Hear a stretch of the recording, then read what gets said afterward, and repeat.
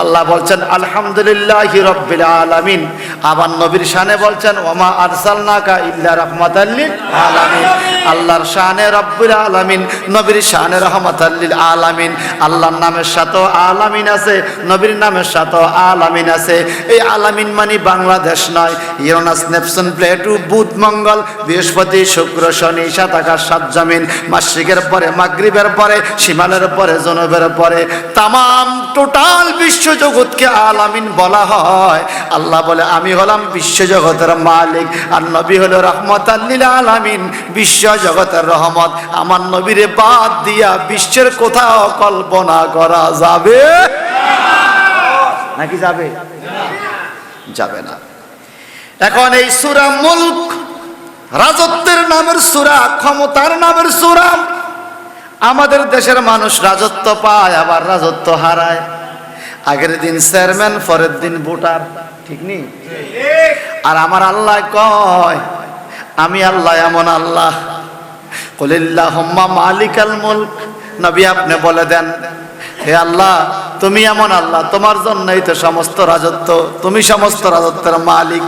তো কুলিল্লাহুম্মা মালিকাল মুলক, তুমি সমস্ত রাজত্বের মালিক। আর কি বলে? তুমি যারে খুশি তাকে রাজত্ব দাও, আবার যারে খুশি তার কাছ থেকে রাজত্ব নিয়ে যাও। এই হুকুম কার? কথা কন না কার? আমরে চেয়ারম্যান বানায় কে? এখন আমার আল্লাহ বলে তোমাদেরকে যাকে আমি যেই পাওয়ার দিয়েছি সবগুলো অস্থায়ী, কিন্তু শোনো আমার বন্ধুরে আমি যেই পাওয়ার দিছি একটা অস্থায়ী না, সবগুলা স্থায়ী। আমি আজকের চেয়ারম্যান, পরের দিন ভোটার। আর আমার আল্লাহ কয় নবী গো আমি আপনাকে ইমামুল আম্বিয়া বানাইছি গো। এই মিম্বরে কত ইমাম আসবে আপনার পরে কোনো হিসাব নাই, কিন্তু আপনি নবী ইমামুল আম্বিয়া থাকবেন, এই পদবি আর কাউকে দেওয়া হবে না। مولاي صل وسلم دائما ابدا على حبيبك। এলাকায় দোয়া করার জন্য মানুষকে বিভিন্ন বিপদ আপদ থেকে সাহায্য করার জন্য পাঠাইয়া থাকে। আপনাদের এখানে মাজার শরীফ আছে, আল্লাহর ওলি আছে। আমরা এতক্ষণ ঘরে ছিলাম, এখন আল্লাহর ওলির দরবারে মেহমান হয়েছে। মারহাবা কর। আল্লাহর ওলির দরবারে মেহমান কলা পাতায় করে খাবে, কোনো অহংকার থাকবে না। এই সবচেয়ে বেশি বিশ্বস্ত কিতাব, সবচেয়ে বেশি ইজ্জত পাওয়ার কিতাব, সবচেয়ে বেশি গুরুত্বপূর্ণ কিতাবের নাম কি? কোরআন শরীফ। কি নাম? সবাই বলেন কি নাম? প্রত্যেকের ঘরে ঘরে মুসলমান হিসাবে কোরআন শরীফ আছে। কি অবস্থা আছে আমরা জানি না, তবে আছে। কারো ঘরে হয়তো পড়ে, কারো ঘরে হয়তো পড়ে না। তবে কোরআন শরীফ মাহফিলে আসছেন, আদব সহকারে বসে পড়বেন অনুরোধ করব। যতক্ষণ কোরআন শরীফ মাহফিলে বসে আছেন কিচ্ছু বলার দরকার না, শুধু বসে থাকবেন। আল্লাহ বলতেছে কি জানেন? ফাইজা কুরিয়াল কোরআন ফাসতামিউ লাহু ওয়া আনসিতু লাআল্লাকুম তুরহামুন। হে আমার বান্দা, যখন আমার কোরআন তেলাওয়াত শুরু হয়ে যাবে, আমার বাণী তেলাওয়াত তাফসীর মাহফিল যখন শুরু হয়ে যাবে, ফাসতামিউ লাহু ওয়া আনসিতু, তোমরা এটা শোনো আর নীরব থাকো। যদি শুনতে পারো, নীরব থাকতে পারো, তুমি মুখ দিয়ে কিছু বলার দরকার নাই। তোমার মনে কি চায় আল্লাহ জানে। আল্লাহ বলে আল্লাকুম তুরহামুন, তোমাদেরকে এই জায়গায় আল্লাহ রহমত দ্বারা ভরপুর করে দিবে। আয় সকলে কম সুবহানাল্লাহ। এই মদিনা মাইকের আওয়াজ মোহাম্মদপুর গ্রামে যত ঘরে ঘরে যায়, আমি অনুরোধ করব, ওগো মা একটু কানটাকে মাইকের দিকে ঘুরাইয়া দেন, একটু মাহফিলের দিকে ঘুরাইয়া দেন, টেলিভিশন মোবাইল ফোনগুলো বন্ধ করে দেন। আজকে রাত্রের অন্ধকার দেখেছেন, আগামী দিন সকালের সূর্যের আলো দেখার কোনো গ্যারান্টি নাই। বহু মানুষ দেখেছি সন্ধ্যায় ঘুমাইছে, সকালে আর সূর্যের আলো দেখার হায়াত আল্লাহ তাকে দেয় নাই। এই জান্না বাজান আমার জীবনের শেষ রাত্র মনে করে, জীবনের শেষ মুহূর্ত মনে করে, পাপের কথা স্মরণ করে পাপগুলো মাপের নিয়তে কোরআন শরীফ সামনে নিয়ে আমি বসে পড়েছি। আপনারা কি আমার সাথে থাকবেন? থাকবেন? মারহাবা কোন আরো জোরে। অন্যান্য মাহফিলে অনেক সময় আধা ঘন্টা পরে ছাড়ি দিই, কোরআন শরীফে বসলে এক সময় কোরআন শরীফের একটা আয়াতের ব্যাখ্যা করতে 10-20 মিনিট বাড়তেও পারে। কি যাইবেন কি নি? যাইলে গিয়েও আমি কমু। বড় ভাই বলে ছোট ভাইকে, খবরদার, কোনো ভয় নাই, আমি ভাই তোর পক্ষে আছি। রাজনৈতিক নেতা বলে কর্মীকে, তোর কোনো ডর নাই, আমি আছি তো। যারা আছে সব কবরের ফাড় পর্যন্ত, কবরের ভিতরে আর কেউ নাকি আছে? কেউ আছে? কেউ আছে? কবরের ভিতরে আমাকে আপনাকে সবচেয়ে বেশি নিরাপদে যিনি রাখবেন তিনি কে? তিনি কে? আল্লাহ। সেই আল্লাহর ভয় যার অন্তরে আছে তারা মাহফিলে চলে আসবে, ওদেরকে ডাকতে হবে না, টানতেও হবে না। যদি ক্ষুধা থাকে, খানা যেখানে আপনি যাবেন, যদি খানা আছে, ক্ষুধাও আছে, আপনি যান না, বোঝা গেল আপনার রুচি নাই। কি নাই? ক্ষুধা আছে কিন্তু রুচি। আমাদের এরকম হয় না? করে খানা আছে, ক্ষুধাও আছে, খায় না, কি কয় রুচি নাই। কোরআন শরীফের তাফসীর চলে, এতে এলাকা ঘুরতেছে, হ্যাঁ রুচি নাই। আল্লাহ তুমি আমাদের রুচিকে পরিবর্তন করে দাও, আমিন কন। যে কথাটা বলতেছিলাম, আদব কি জিনিস। বাদশাহ হারুনুর রশিদ, আরব দেশের বাদশাহ, তৎকালীন সময় ইমাম মালিক সবচাইতে বড় ইমাম, যার মাজার শরীফ মদিনা শরীফে জান্নাতুল বাকিতে ঢুকার গেটে ডান পাশে ইমাম হাসান, এর পরেই ইমাম মালিকের মাজার। সুবহানাল্লাহ। বাম পাশে খাতুনে জান্নাত মা ফাতেমার মাজার, ডান পাশে ইমাম হাসানের মাজার, এরপরেই মাজারটা ইমাম মালিক। ইমাম মালিক এত বড় আলেম ছিলেন, উনি ইন্তেকালের পরে সারা পৃথিবীর মানুষ বলছে একটা এলেমের জাহাজ চলে গেছে। ইমাম শাফি জন্ম নিয়েছেন মক্কায়, ইমাম মালিক জন্ম নিয়েছেন মদিনায়। ইমাম শাফি পড়ে আছে মক্কায়, মাঝে মাঝে যায় মদিনায়। ইমাম মালিক পড়ে আছে শুধু মদিনায়, মক্কা শরীফ যাইতে চায় না। পাবলিক জিগায়, ইমাম সাহেব হুজুর মক্কায় যান না কেন? বলে হাজী সাহেবরা মক্কায় মারা গেলে তো জান্নাতুল মুআল্লা দাফন করে, আর মদিনায় মারা গেলে জান্নাতুল বাকি নবীজির কবরস্থানে দাফন করে। আমি মালিক তো জানি না আমার হায়াতের দিন কতটুকু আছে, যদি আমি মক্কায় গেলে মরে যাই, আমার মদিনার মাটি তো কবলে জুটবে না। সেই ইমাম মালিক রাদিয়াল্লাহু তাআলা আনহু, উনি বড় আলেম, আর বাদশাহ খবর পাঠাইছে হুজুরকে বলো আমার দরবারে আসতে, আমি হুজুরের কাছে কিতাব শিখবো। সুবহানাল্লাহ। বাদশাহ খবর পাঠাইছে হুজুরকে বলো আসতে, আমি হুজুরের কাছে কি শিখবো? আপনার কথা আসে না, কি শিখবো? একটু কথাবার্তা বললে মনে করবো আপনার তাজা আছেন। এলেম শিক্ষা করা কোন বয়স আছে? বাদশাহ উজির নাজির আছে?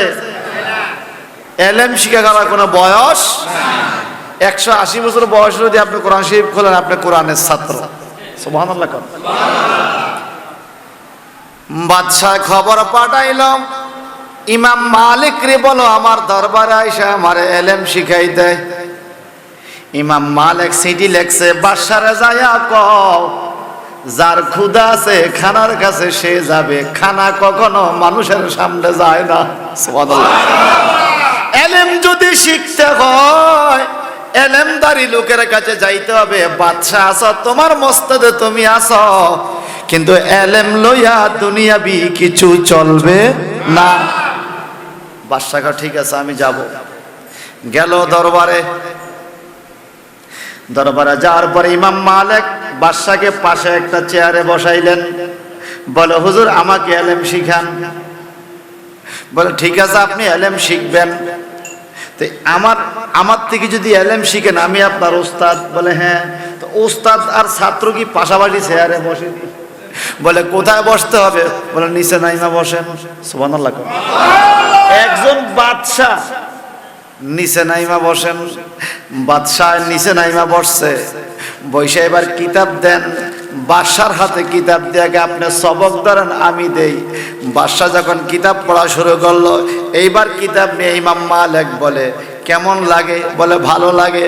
কয় শোনেন, মেমোরি কার্ড যদি লোড পুরা থাকে, মেমোরিতে যদি জায়গা না থাকে, নতুন করে ওয়াজ ঢুকানো যায় না।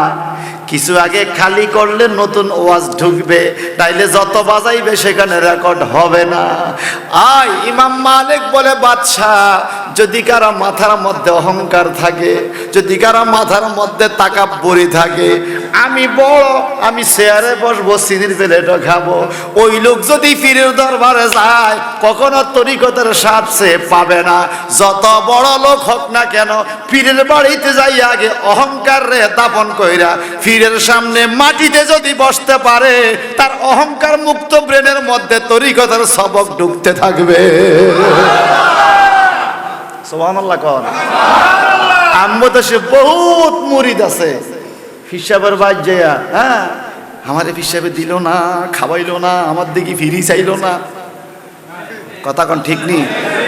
অথচ তুমি জানো না, ওরে মুর্শিদ নাম যার হইয়াছে সাধন, বিনা দুধে দই পাতিয়া তারা তুইলাছে মাখন। ঠিক কিনা কন? তুমি টানলে আসবে না, তুমি তোমার আত্মাকে আগে খালি করতে হবে অহংকার থেকে। ফিরে তোমার দিকে নজর দিলেই আল্লাহর তরফ থেকে আসবে। তাহলে আমরা এই কথাটা, আমি উদাহরণটা কেন দিলাম? কোরআনের সামনে আমরা বসছি অহংকার মুক্ত আদবের সাথে, তাইলে আমার মাথা যখন অহংকার থেকে খালি হবে, জায়গা আছে, এবার এখান থেকে যা বলবো আপনার জায়গা দৃষ্টি সেট হবে। তা আপনার মাথার মধ্যে দুনিয়ার চিন্তার জন্য জায়গায় নাই, আমি যতই দিব ঢুকবে, জায়গা নাই তো। এই জন্য এই মুহূর্তে আমি চাই দুনিয়ার সম্পদ, দান, চাউল, টাকা পয়সা, ছেলে মেয়ে, আত্মীয় স্বজন সব একদিকে থাক। আল্লাহ, আমি তোমার অলির দরবারে আসছি, তাফসির মাহফিলে আসছি, কোরআনের সামনে বসছি, অন্তত এই মুহূর্তে আমার মাথায় কিছু নাই, তুমি মাওলা ছাড়া। দেখবেন কোরআন থেকে যা বলতেছি আপনার ব্রেনে তা আটক হইতেছে। বিসমিল্লাহির রহমানির রহিম। তাবারাকাল্লাযী বিয়াদিহিল মুলক ওয়া হুয়া আলা কুল্লি শাইইন কাদির।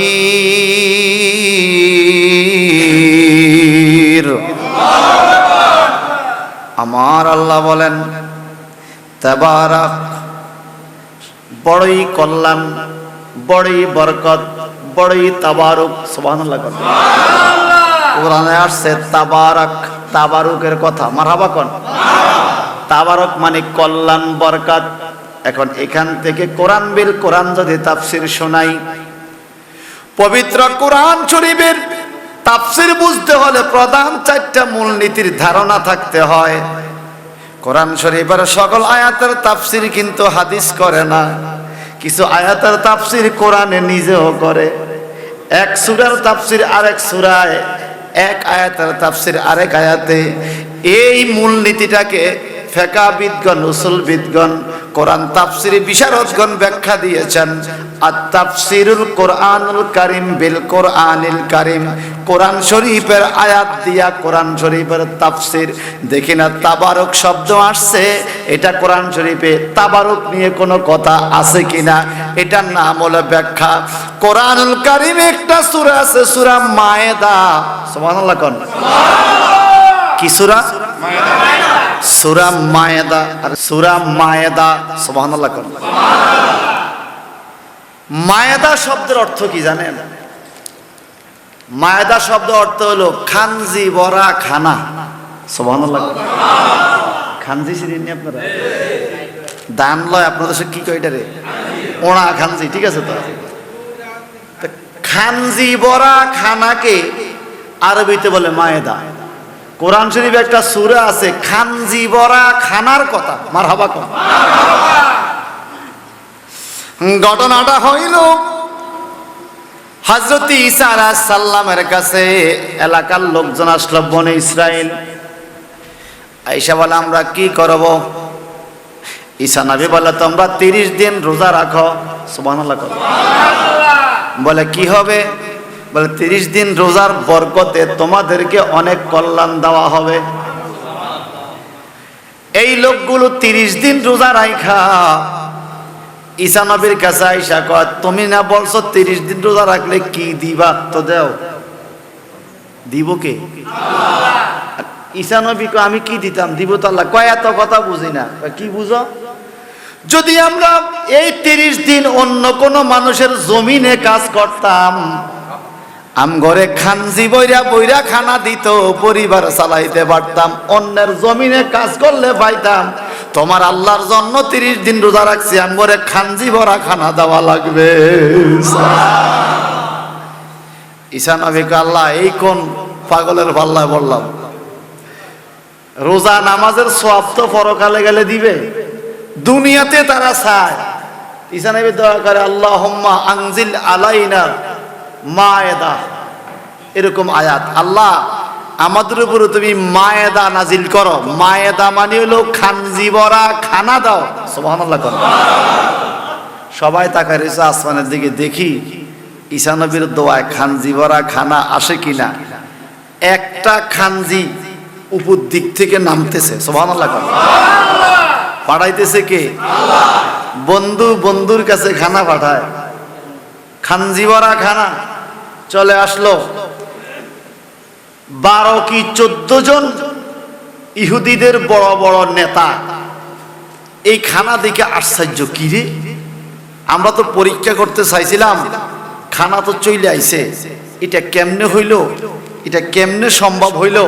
আমরা একটা কাজ করি, আমরা খাইতাম না। 12 জন নেতা বলে আমরা খাবো না। কেন খাবে না? এই ঈসা তোমার এই খানা আসমান থেকে আসছে, এগুলা কি বিষক্রিয়া আছে, ভালো না মন্দ, আমরা খাইয়া মরার দরকার নাই, আমরা জায়গা। বড় বড় নেতা 12 জন চলে গেছে। তা নেতারা চলে গেলে কিছু ছেলা ফেলা হতো, কথা কয় না। এলাকায় কিছু ছোট ভাই আছে না, বড় ভাইয়ে ফোন দিলে বাবার লগে কাম করতে জমিনে যায় না, হে বড় ভাইয়ে ফোন দিছে চলে গেছে, কথা কয় না, আছে কিনা বলে। ঈসা আলাইহিস সালামের কাছে লোক নাই, খানজি ভরা খানা খাওয়ার মতো লোক তো বলে আল্লাহ তারা বলছে আমি খানা আনতাম, দোয়া করে আনলাম, এখন খাওয়াই না, লোক নাই। আল্লাহ বলে এলাকার ল্যাংলা লুলা গরিব দুঃখী অসহায় আতুর কালা সালা এরকম মানুষ সব খুঁজাইন না খাওয়া। ঈসা আলাইহিস সালাম 400 লোক পাইছে, ল্যাংলা লুলা আন্দা দেন্দা অসুস্থ গরিব অসহায় বুড়া কালা এরকম 400 লোক আইনা এই খানজি ভরা খানা ঈসা নবী ভাগ করে সবাই রে খাইতে দিছে। আর ওই যে 12 জন ফলাইছে, এডি খাইলে আবার মরিনি, মনে তো শয়তানি, খাইলে আবার মরি কিনা দূর থেকে তাকায় রয়েছে, এডি কোনো খাইয়া আবার মরেনি, আল্লাহ বাঁচাইছে আমরা খাইতাম না।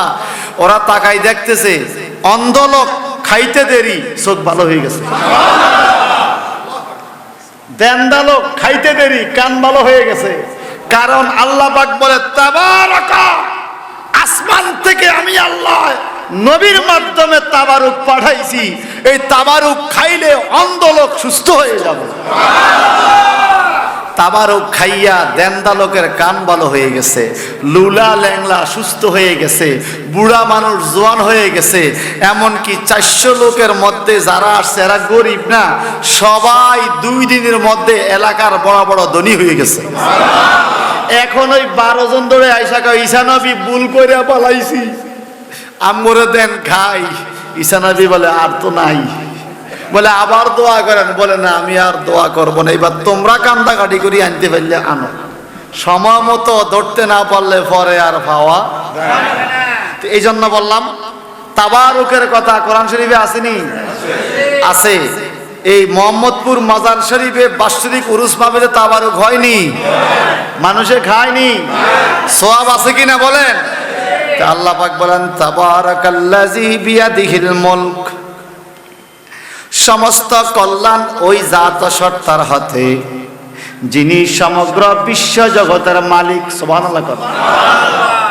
বিয়াদিহিল মুলক, যার হাতে টোটাল জাহানের রাজত্ব, তিনি কে?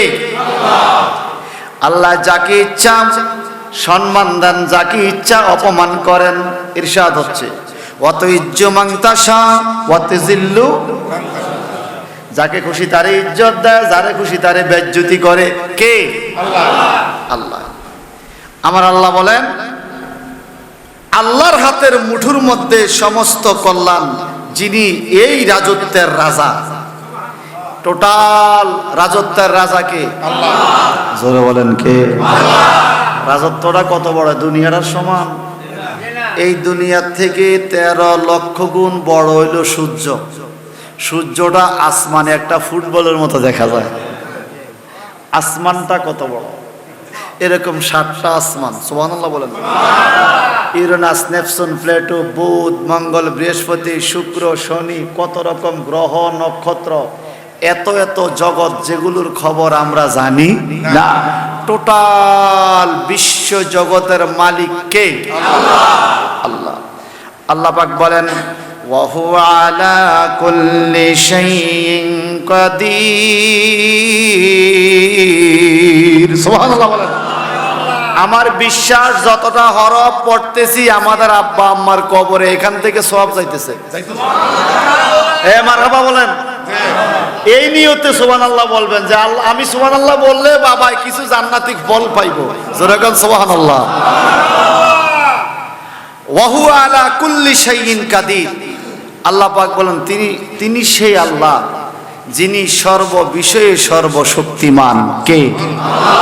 ঘূর্ণিঝড় দেয় কে? আবার ঘুরাই আরেক দিকে লই যায় কে? কিন্তু একটা দুঃখ লাগে রে ভাই, ঘূর্ণিঝড় কত কিলোমিটার বেগে আসবে মেশিনে কইয়া দেয়, এটা আমরা মানি। ঘূর্ণিঝড় কয় তারিখে আসবে মেশিনে বইলা দেয়, এটা আমরা মানি। ঘূর্ণিঝড়ে কত ফুট জলোচ্ছ্বাস হতে পারে, জল পানি হতে পারে, মেশিনে কইয়া দেয়, এটা আমরা মানি। গতকালকে আমার ছেলে মোবাইলে টিপ দিয়া, আব্বু আজকে গরমের পাওয়ার 36। কত ডিগ্রি? মোবাইলে কয় 36। আমরা মোবাইলের কথা মানিয়া গেলাম, আবার এই ইদানিং মোবাইলে কইয়া দেয় কয় ঘন্টা পরে বৃষ্টি হইব, আবার ওটা হইয়াও যায়। ঠিক কিনা কোন? কবি নজরুল বলেছেন, বিশ্বটাকে দেখবো আমি আপন হাতের মুঠো করে, আমি হাতের মুঠোর থেকে বিশ্ব দেখবো। 100 বছর আগের কবির কল্পনা বর্তমান বাস্তব হইয়া গেছে। মোবাইলের মধ্যে একখান মেশিন দিয়া দিছে, হাতের মধ্যে থাকে, সারা বিশ্বের খবরাখবর পাওয়া যায়। ইরানের প্রধানমন্ত্রী কিভাবে বিমান দুর্ঘটনা মারা গেছে মোবাইলে দেখছেন নি? তো বিশ্বের খবর এখানে পাওয়া যায়। আল্লাহ পাক বলে, বিজ্ঞানের হাতে যদি এরকম বিশ্ব মুঠো যদি বিজ্ঞানের হাতে আইনা দিতে পারে, আমি আল্লাহর হাতে তামাম জগৎ চলে। আমি আল্লাহ তামাম জগতের মালিক, আর তামাম জগতের মধ্যে আমি রহমত হিসেবে আমার বন্ধুকে রেখে দিয়েছি। আল্লাহ যেখানে মালিক, আমার নবী সেখানে রহমত। সুবহানাল্লাহ বলেন। আল্লাহ যেখানে মালিক, আমার নবী সেখানে রহমত। সন্ধ্যার মালিক আল্লাহ, সন্ধ্যার রহমত নবী। সূর্যের মালিক আল্লাহ, সূর্যের রহমত নবী। আমার মালিক আল্লাহ, আমার রহমত নবী। আমার কলবের মালিক আল্লাহ, আমার কলবের রহমত নবী। আমার কবর জগতের মালিক আল্লাহ, আমার কবর জগতের রহমত নবী। সুবহানাল্লাহ। একটা গাছের ফাতার মালিক আল্লাহ, ওই ফাতার মালিক নবী। যেহেতু আল্লাহ বলছেন আলহামদুলিল্লাহি রাব্বিল আলামিন, আবার নবীর শানে বলছেন ওমা আরসালনাকা ইল্লা রাহমাতাল লিল আলামিন। আল্লাহর শানে রাব্বুল আলামিন, নবীর শানে রাহমাতাল লিল আলামিন। আল্লাহর নামের সাথেও আলামিন আছে, নবীর নামের সাথেও আলামিন আছে। এই আলামিন মানে বাংলাদেশ নয়, ইউরেনাস, নেপচুন, প্লুটো, বুধ, মঙ্গল, বৃহস্পতি, শুক্র, শনি, 7 আকাশ 7 জমিন, মাশরিকের পরে মাগরিবের পরে, শিমালের পরে, জনবের পরে তামাম টোটাল বিশ্ব জগৎকে আলামিন বলা হয়। আল্লাহ বলে, আমি হলাম বিশ্ব জগতের মালিক, আর নবী হলো রহমতাল লিল আলামিন, বিশ্ব জগতের রহমত। আমার নবীরে বাদ দিয়া বিশ্বের কোথাও কল্পনা করা যাবে নাকি? যাবে? যাবে না। এখন এই সূরা মুলক রাজত্বের নামের সূরা, ক্ষমতার নামের সূরা। আমাদের দেশের মানুষ রাজত্ব পায় আবার রাজত্ব হারায়। আগের দিন চেয়ারম্যান, পরের দিন ভোটার, ঠিক নেই? আর আমার আল্লাহ কয়, আমি আল্লাহ এমন আল্লাহ, কুলিল্লাহুম্মা মালিকাল মুলক। নবী আপনি বলে দেন, হে আল্লাহ তুমি এমন আল্লাহ, তোমার জন্যই তো সমস্ত রাজত্ব, তুমি সমস্ত রাজত্বের মালিক। তো কুলিল্লাহুম্মা মালিকাল মুলক, তুমি সমস্ত রাজত্বের মালিক। আর কি বলে? তুমি যারে খুশি তাকে রাজত্ব দাও, আবার যারে খুশি তার কাছ থেকে রাজত্ব নিয়ে যাও। এই হুকুম কার? কথা কন না কার? আমরে চেয়ারম্যান বানায় কে? আপনি ভোট কেন্দ্রে যান কিনতেন, আল্লাহ তো বানায়। আল্লাহকে উসিলার মাধ্যমে আমি বানাই, ঠিক কি না কন? আবার চেয়ারম্যানই নিয়ে যায় কে? এখন আমার আল্লাহ বলেন, তোমাদেরকে যাকে আমি যেই পাওয়ার দিয়েছি সবগুলো অস্থায়ী, কিন্তু শোনো আমার বন্ধুরে আমি যেই পাওয়ার দিছি একটা অস্থায়ী না, সবগুলা স্থায়ী। আমি আজকের চেয়ারম্যান, পরের দিন ভোটার। আর আমার আল্লাহ কয়, নবী গো আমি আপনাকে ইমামুল আম্বিয়া বানাইছি গো।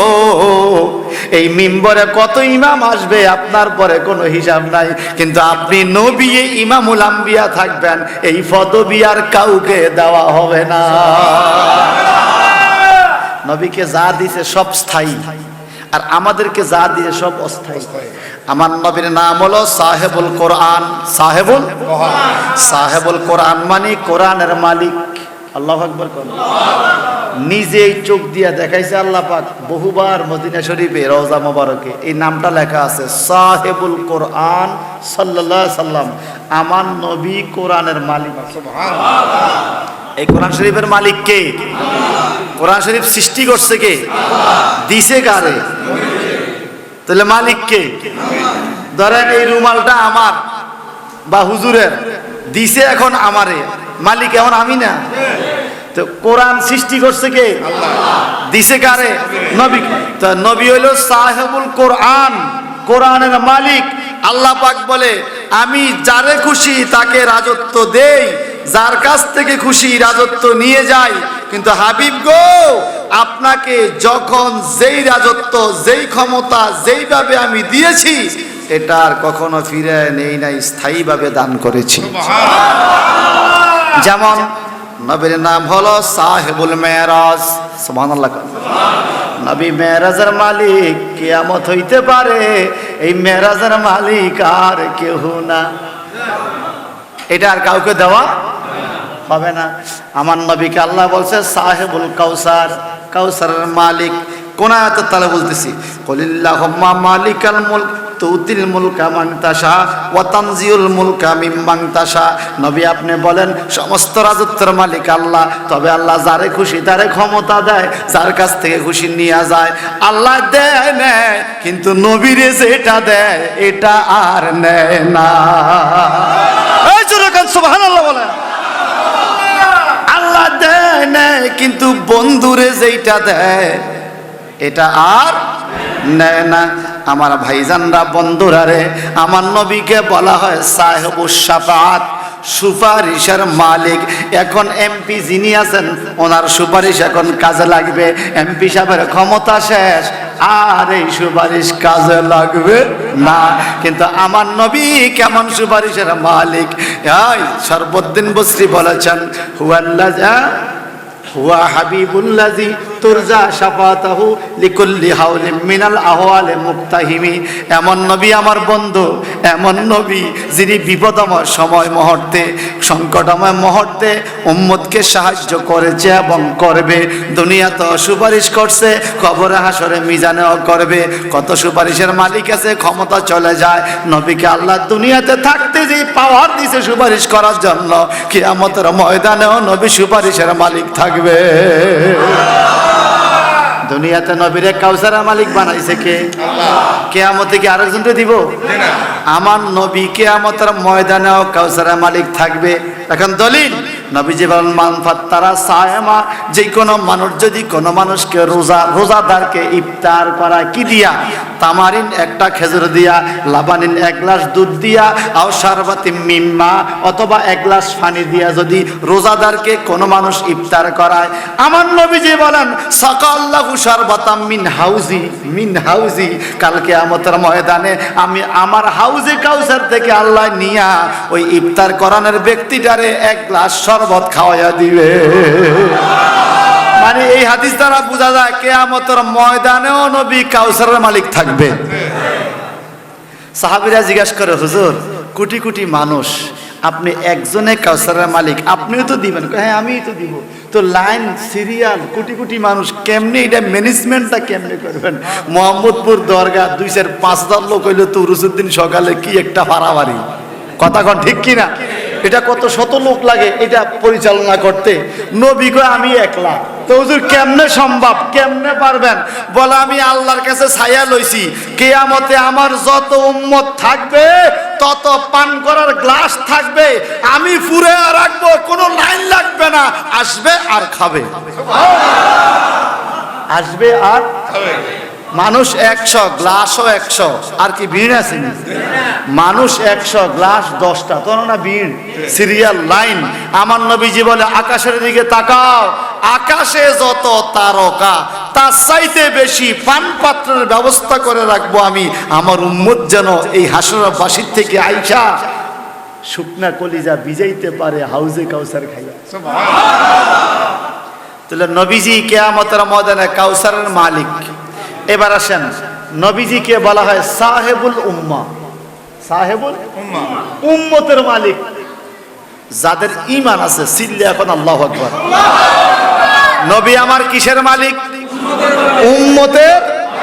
আমরা নবীর উম্মত কিনা? উম্মত কিনা বলে? আল্লাহর নাম হলো ওয়াকিল। ওয়াকিল মানে মালিক, গার্ডিয়ান। আপনারা মাজার বল না তার উকিল, কথা কননি? ওয়াকিল আল্লাহ, গার্ডিয়ান। আমার নবী কিয়ামতের ময়দানে উকিল হবে উম্মতের, আল্লাহ মালিক হবে তামাম বিশ্ব জগতের। আল্লাহ কো নবী গো আমি আপনারও মালিক, তো আপনি আপনার উম্মতের মালিক। মারহাবা কর। হাজার রাজুল, হাজা মানি এই, জালিকা মানি ওই, এই মানি কাছে, ওই মানি দূরে। বরাদ্দ দিয়েছেন কে? স্থায়ী নাকি অস্থায়ী? নাকি গত 20 বছর নবী গেছে, এখন 20 বছর আঙ্গ নেতা যাইব? কথা বলেন ঠিক কিনা? সব সময় নবী থাকবে। কে থাকবে? তাহলে আল্লাহ পাক নবীকে যেই ক্ষমতা দিয়েছে এটা স্থায়ী না অস্থায়ী? এইজন্য আল্লাহ বলে আপনি বলে দেন তুতিল মুলকা মাংতাশা ওয়া তানজিউল মুলকা মিম্মান তাশা, আমি যারে খুশি তারে ক্ষমতা দেই, আবার যারে খুশি তার থেকে ক্ষমতা নিয়ে যাই। আরো বলেন কি বলতাম, ওয়াত ইজ্জু মাংতাশা ও ওয়াত জিল্লু মাংতাশা, আমি যারে খুশি তারে ইজ্জত দেই, যারে খুশি তারে আবার অপমান করি। টুপি দাড়ি পাগড়ি লইয়া দেশবাসীর ইজ্জত খুব কামাইছো তুমি, যখন আমার নবীর নবুয়তি নিয়া তোমার মনে হিংসা, 40 বছর আগে নবী ছিল না, এই কথা বলার কারণে আল্লাহকে ওয়াত জিল্লু মাংতাশার মধ্যে তুই পড়ে গেছস। পুরা দেশবাসী এখন জুতা মারতেছে, জুতা। কথা বলেন ঠিক কিনা বলেন? আল্লাহ পাক বলেন নবী আপনি আমার নবী, আপনার ক্ষমতা আজকে নয়, আপনার পাওয়ার আদম নবীর সৃষ্টিরও আগে। সুবহানাল্লাহ। আমি যাই আয়াতের দিকে, নবীজির কাছে প্রশ্ন করে আবু হুরায়রা থেকে হাদিস, তিরমিজি শরীফ, আবু আবে মানাকিব, এখানে 202 পৃষ্ঠার মধ্যে হাদিস। নবীজিকে প্রশ্ন করে ক্বালু ইয়া রাসূলুল্লাহ মাতা ওয়াজাবাত লাকান নবুয়া। সাহাবীরা সবাই ক্বালু মানে সবাই জানতে চাইল, নবী গো মাতা ওয়াজাবাত লাকান নবুয়া, আপনার নবুয়তি কবে থেকে? ক্বালা, আমার নবীজি বলেন কুনতু নাবিয়্যা ওয়া আদামু বাইনার রূহে ওয়াল জাসাদ, আমি তখন থেকে নবী রে যখন আদম নবীর রুহু আলাদা, শরীর আলাদা, এখনো শরীরের ভিতরে রুহু দেওয়া হয় নাই, তখন থেকে আমি নবী। এখন ইমাম তিরমিজি হাদিসটা লিখে কি কইছে জানেন? হাযা হাদিসুন সহিহুন, এই হাদিসটা হলো সহিহ হাদিস, বিশুদ্ধ হাদিস। এটার উপরে কখনো সন্দেহ করা যাবে না। কেন জানেন? হাদিসগুলাকে মানদণ্ডের দিক দিয়ে 3 ভাগ করছে মুহাদ্দিসে কেরাম। হাদিসে মুতাওয়াতির, হাদিসে মাশহুর, হাদিসে আহাদ। উলামায়ে কেরাম বুঝবেন, এক একটা বিভাগের হাদিসের এক একটা হুকুম আছে। হাদিসে মুতাওয়াতিরের হুকুম হইল এটা মানা ওয়াজিব, আমল করা ওয়াজিব। হাদিসটা ঠিক না বেঠিক এই কথা বলাও জায়েজ নাই। হাদিসে মুতাওয়াতিরকে যদি কেউ বলে এটা ঠিক না বেঠিক, ফাকাত কাফারা, সাথে সাথে সে কাফের হইয়া যাবে। ইমাম আবু হুরায়রা রাদিয়াল্লাহু তাআলা আনহু থেকে হাদিস বর্ণিত, তিরমিজি শরীফের হাদিস, এটা হাদিসে মুতাওয়াতির। আমার নবীজি বলেন কুনতু নাবিয়্যা ওয়া আদামু বাইনার রূহি ওয়াল জাসাদ। এটা হাদিসে মুতাওয়াতির। যদি কেউ ঠিক না বেঠিক কয় ঈমান থাকবে না। আর আহমদুল্লাহ মুডে মানেই না, ঈমান আসেনি নাই। ঠিক না বেঠিক কইলে ঈমান নাই, আর হেতে মুডে মানে না, ঈমান নাই। ঈমান আসেনি, দাঁড়ি আছে, টুপি আছে, পাগড়ি আছে, কিন্তু ঈমান নাই। সুন্দর কণ্ঠ আছে, এই কথা কোন ঠিক কিনা? সব আছে কিন্তু ঈমান নাই। কেন? আমার নবীর নবুয়তিকে অস্বীকার করছে। নবীর নবুয়তিকে যে অস্বীকার করে। মক্কা তো বহুত মানুষ ছিল, আল্লাহর কাছে আয়েশা বলছে আমান্না বিল্লাহ ওয়া বিল ইয়াউমিল আখির। আল্লাহ বলছে ওয়া হুম বিমুমিনিন, ওয়া হুম, সূরা বাকারা। ওয়া মিনান নাসি মান ইয়াকুলু আমান্না বিল্লাহি ওয়া বিল ইয়াউমিল আখির। কিছু মানুষ জামা কাপড় পইরা নবীর কাছে টুপি টেপি লাগায়, আয়েশা কয় আমান্না বিল্লাহ, আমরা আল্লাহর উপর ঈমান আনছি। এরপরে ওয়া বিল ইয়াউমিল আখির, পরকালের প্রতি ঈমান আনছি। আমার নবী মুস্কি হাসে, ভালো কথাই তো। আল্লাহ বলে হুজুর আপনি মুস্কি হাসি দিবেন না, কারণ কি জানেন? উম্মতের যে আমলের উপরে নবী খুশি, ওই আমল কবুল হয়ে যায়। এখন আপনি এটা খুশি হবেন না। ওয়া হুম বিমুমিনিন, তারা মুমিন নয়। নবীকে আল্লাহ টুপি দাড়ি পাগড়ি লইয়া আয়েশা কয় আপনারে মানছে, পরকাল মানছে, দুইটাই তো ভালো কাজ। বলে এই দুইটা ভালো কাজ তারা মানছে, আমার প্রতি হিংসা নাই, পরকালের প্রতি হিংসা নাই, আপনার নবুয়তের প্রতি হিংসা। তারা আমাকে মানে আপনাকে মানে না, পরকাল মানে আপনাকে মানে না। আমারও ওয়াজ করে, পরকালের ওয়াজ করে, আপনার ওয়াজ মুখ দিয়া বাইর হয় না। এই জন্য বললাম কিয়ামত পর্যন্ত বহু লোক থাকবে আমান্না বিল্লাহ ওয়া বিল ইয়াউমিল আখির, আল্লাহকে মানি, পরকাল মানি। আপনি নবীর নবুয়তি রাসালাতি না মানার কারণে ওয়া মা হুম বিমুমিনিন, কশিন কালেও তারা মুমিন হইতে পারবে না। তাকবীর, আল্লাহু আকবার, সালাত, ইয়া রাসূলুল্লাহ। কোরআন তাফসীর আল্লামা আবুল হাসান মেয়াজি সাহেব জিন্দাবাদ, জিন্দাবাদ। পবিত্র কোরআন তাফসীর মাহফিল জিন্দাবাদ। রাসূল ভাইয়ের কথা আপনারা বলেন, এই যে মুমিন হতে পারবে না, কথাটা আমার না আল্লাহর। ওয়া মা হুম বিমুমিনিন, তারা মুমিন না। তারা মুমিন না। কেন মুমিন না? আল্লাহকে মানছে, ভালো কাজ, পরকাল মানছে, ভালো কাজ। এই দুইটা ভালো কাজও গ্রহণ হবে না নবুয়তির উপরে সন্দেহ করলে। আর এইতে মোটে কইছে নবী 40 বছর পর্যন্ত নবী ছিল না। যেখানে সন্দেহ করলে কাফের, সে মোটে মানেই নাই। কথা বুঝেন না? এই জন্য আমি গতকালকেও বলেছি, যদি সেখানে মাইক ভালো ছিল না, গলা বসে গেছে। গতকালকেও বলেছি, আরব দেশে মুনাফিক ছিল আব্দুল্লাহ ইবনে উবাই। আরব দেশে মুনাফিকদের সর্দার ছিল আব্দুল্লাহ ইবনে উবাই। বাংলার মুনাফিকদের সর্দার এই আহমদুল্লাহ। কথা বুঝেন নাই? আব্দুল্লাহ ইবনে উবাই ছিল আরব দেশে মুনাফিকদের সর্দার, আর বাংলার মুনাফিকদের সর্দার এ আহমদুল্লাহ। এর সাথে যেডি আছে হেডিও তার লগের, দলে টানে। কে টানে? জোরে বলেন। এবার আসেন, আমার আল্লাহ নবীকে ক্ষমতা দিছে, দিছে। সমস্ত রাজত্ব কার হাতে? আল্লাহ বলে আমি রাজত্ব, আমার রাজত্বে আমি কাউকে নবী বানামু, কাউকে ওলি বানামু, কাউকে মুমিন বানামু, কারো করে আসমানে নিমু, কারো করে জান্নাতে নিমু। তোর জলেখা, তুই কেন কইবি গড়ে সব সমান? এই কথা তোর বলার কোনো অধিকার। সবাইকে গড়ে সমান বলা। আমার এলাকায় ব্রিজের উপরে 2 ফলা কিলাকিলি লাগছে, আর একটা সুডায় কিরে কি হয়েছে, আমি যে থামছি, আর কি হয়েছে রে? হুজুর এরা খানা লয়ে লাগছে। কি খানা? এইতে খা গুল্লিপ সিগারেট, হেইতে খা করিম বিড়ি। তার কি হয়েছে? দুইটা কয় আমি করিম বিড়ি খাই, তুই গুল্লিপ সিগারেট খাস। এইতে কয় আমার দাম বেশি। এইতে খা আরে খোদার কাটা রে, বিড়ি আর সিগারেট লইয়ে বুঝি দাম বাড়ি আর কমে গেছে।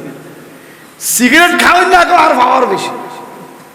আর আমার দেশে সমস্ত মানুষ বলে এক ব্যাগ করলে কয়, কথা বলেন ঠিক কিনা? সমস্ত মানুষ এক নয়। যারা বিদেশ গেছেন বা যাবেন, পাসপোর্ট করছেন থাকলে হাত উঠান। পাসপোর্ট করছেন নি? পাসপোর্ট ফিঙ্গার দিছেন নি? ফিঙ্গার একজনের ফিঙ্গার কি আরেকজনের লগে মিলে? আঙ্গুলের মাথাটা মিলে না, আমরা পুরা বডি মিলে এলেছেন নবীর সাথে। আঙ্গুলের মাথাটা পর্যন্ত মিলে না কারোর সাথে কারো। আল্লাহ কি কারিশমা এই জায়গা দিছে রে বাবা। আদম থেকে শুরু করে কিয়ামত পর্যন্ত এই জায়গায় রেখার সাথে কারো রেখা মিলবে না। আগে নিত টিপসই, এটার নাম দিছে ফিঙ্গার। আগে কালি দিয়ে দিত টিপসই, এখন আর কারণ এখন মেশিনে ধরবেন। ও আমরা ভোট দিছি কি দি ফিঙ্গার দিছে, আপনার চেহারা চলিয়েছে, নাম ঠিকানা চলিয়েছে, আঙ্গুলের ভিতরে মেনে চেহারা। কথা বুঝেন না? বিজ্ঞান যদি এতটুকু পারে, বিজ্ঞান হলো সায়েন্সের মালিক।